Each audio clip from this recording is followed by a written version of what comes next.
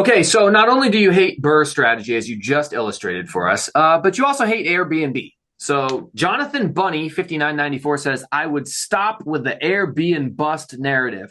I'm having the best year that I've ever had. Mike, do you hate Airbnb?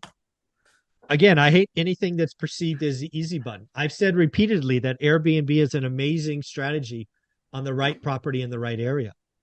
Just because you're having your best year doesn't mean that others are. In fact, I think Airbnb pain is just starting. So if you want to be arrogant and just look at your situation and not realize what's going on across the country, that's on you. Yes, I expect there would be hundreds, maybe thousands of Airbnb operators that are having their best year. There will be tens of thousands, maybe hundreds of thousands of Airbnb hosts that aren't. So Mm-hmm. get out of your own way and realize that Airbnb, unfortunately, got the guru sprinkling of this is the easy button. And just like every other real estate thing out there, it is not easy. In fact, Airbnb is not real estate according to the IRS. It's hospitality.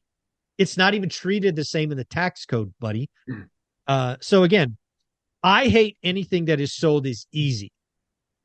If you want to buy oceanfront property like Anna Kelly in a short-term rental market, by all means, you have my blessing. But if you want to pile into some nondescript 3-bedroom, 2-bath house 3 miles away across the railroad tracks next to a cemetery, you're going to lose your ass. It's up to you. Definitely doesn't hate Airbnb. Definitely not. All right. Final question, Mike. You always talk about how important it is to buy great deals. So from at slush here or slusher, I saw a comment saying you need at least a 10% cap rate, 25% cash on cash to justify a real estate investment in this market. Mike, do you agree? Yeah, I don't know where anybody would see that. Again, that would certainly be a great deal in my market. Again, people really need to understand this. What I consider a great deal in my market of Fresno, California, changes all the time.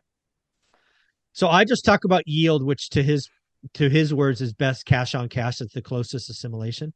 So back in 2010, I wouldn't touch it if it wasn't more than 15%. In 2020, it was as low as 6.5%, 7%. So it changes all the time. It's never been as high as 25% cash on cash. But if you can find 25% cash on cash, go nuts.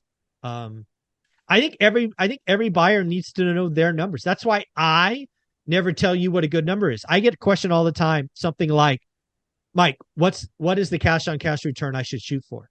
I have no idea. I don't know your situation, your market, your asset. I think having one answer for any market is crazy.